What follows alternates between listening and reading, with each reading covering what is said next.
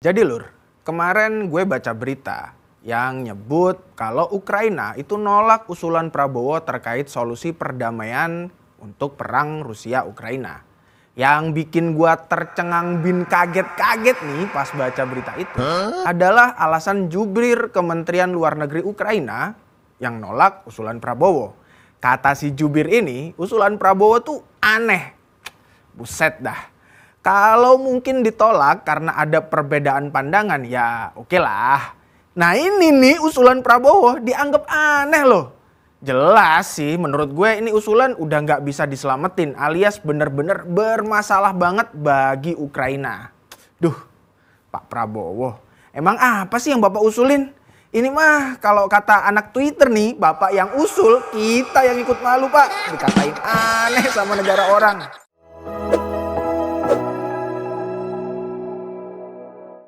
Halo dulur, gue Ahsan. Jadi setelah gue baca lebih lanjut pemberitaan seputar penolakan Ukraina ini, ternyata ada 3 poin yang diusulin Prabowo.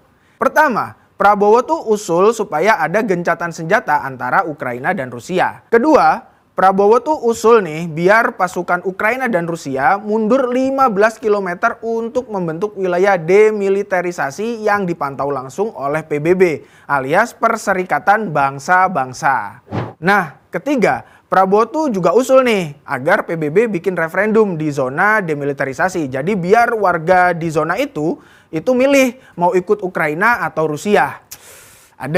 Ya pantas aja nih Pak Prabowo usulnya ditolak sama Ukraina dan dibilang aneh lah macam begitu. Nih gue jelasin ya. Jadi usulan Prabowo itu bukan malah menengahi masalah tapi condong menguntungkan Rusia. Terutama nih soal bikin zona demilitarisasi dan referendum.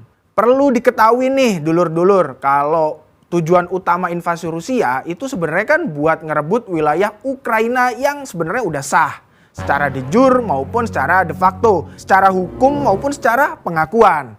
Nah, sebagai negara yang berdaulat itu yang kemudian berupayalah dilawan oleh Ukraina invasi dari Rusia itu. Karena itu sama aja Rusia sedang menjajah Ukraina. Nggak ada lah negara satupun di dunia ini yang mau dijajah.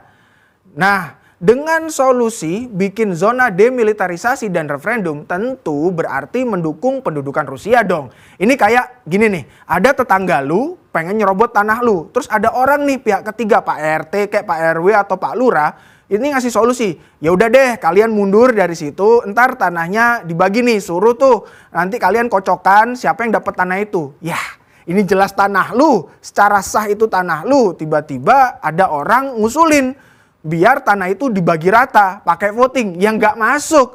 Jelas ini merugikan Ukraina dan nggak bisa jadi solusi perdamaian yang menguntungkan kedua belah pihak.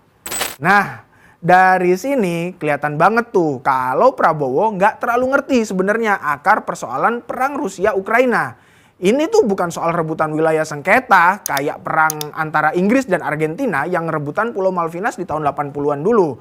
Beda banget. Jadi, akar perang Rusia-Ukraina ini sebenarnya tuh ambisi Vladimir Putin buat mengembalikan lagi wilayah Uni Soviet di masa lalu. Yang pecah belah tuh pasca mereka kalah lah, pasca perang dingin usai tahun 91. Nah, ambisi yang cukup berbahaya nih menurut gua. Karena kalau nggak dihentikan, ya negara-negara ex-Soviet yang sekarang udah berdaulat bisa dicaplok juga. Nggak cuma Ukraina. Nah, sementara kalau mau konsisten dengan arah konstitusi Indonesia, segala penjajahan di atas dunia harus dihapuskan. Termasuk ya upaya penjajahan yang sedang dilakukan Rusia kepada Ukraina.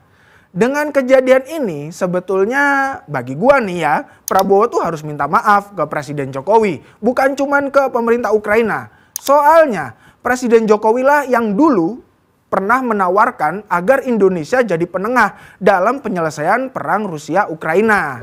Jelas dengan kejadian ini Prabowo sebagai Menhan yang sebetulnya dipercaya Pak Jokowi untuk melaksanakan ide tersebut itu udah gagal bos.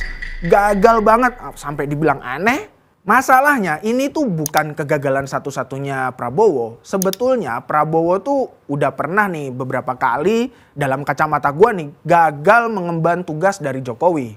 Sebagai menteri yang ditugasi langsung bikin food estate, sampai sekarang Prabowo tuh belum berhasil loh mewujudkannya. Lahan food estate berpeluang mangkrak dan mengulang kegagalan di era mantan mertuanya Prabowo alias Soeharto. Malahan nih, sebuah laporan investigasi tuh nemu kalau program food estate ini malah jadi lahan bancakan perusahaan-perusahaan kroninya Prabowo. Gak tanggung-tanggung tuh proyek yang berusaha mereka jadiin bancakan itu nilainya sampai 33 triliun. Gede banget tuh 33 triliun. Bisa bikin benerin jalan selampung kali ya. Kegagalan selanjutnya yang menurut gua ini adalah soal konflik Papua.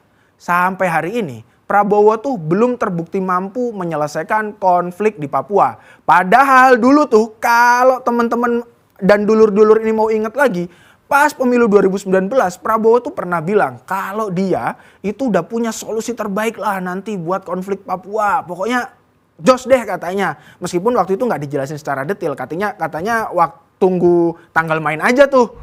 Pas nanti dia kepilih jadi presiden. Ya emang sih dia nggak kepilih jadi presiden, tapi kan dia jadi Menhan yang mengemban tugas untuk itu.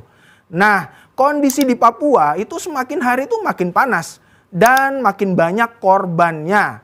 Termasuk yang belakangan penyanderaan pilot Susi Air yang juga belum terselesaikan. Padahal nih Prabowo kan kayak yang gue bilang tadi selama ini tuh selalu jualan menjaga keutuhan NKRI. Itu juga yang dia propose tuh ketika Pak Jokowi abis ngelantik dia jadi Menteri Pertahanan. Dia bilang akan konsisten dan komitmen menjaga keutuhan NKRI.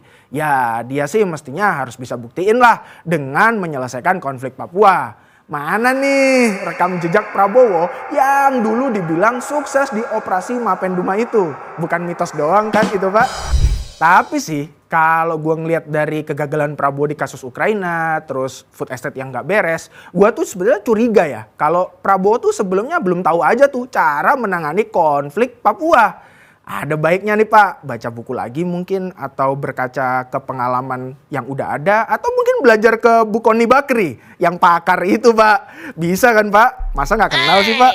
Ya di luar sana tentu lebih banyak orang yang lebih paham lah soal militer dan hubungan internasional daripada gua. Ya salah satunya mungkin tadi referensi gua adalah Bu Koni Bakri. Tapi nih dari kegagalan Prabowo di soal Ukraina, food estate, dan penyelesaian konflik Papua yang mandek.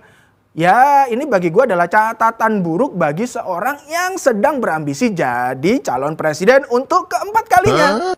Calon ya, jadi sih nggak tahu. Dan tentu saja bila Prabowo ingin jadi capres yang betulan capres, ada baiknya tuh beresin dulu kegagalan-kegagalannya. Minimal ya minta maaf dulu lah ke Pak Jokowi karena udah gak berhasil mengemban tugas. Ya biasanya nih kalau pejabat kan akan bilang tuh kalau saya gagal saya akan mundur. Ya gak tahu apakah Pak Prabowo bakal gitu juga. Thank you, bye-bye.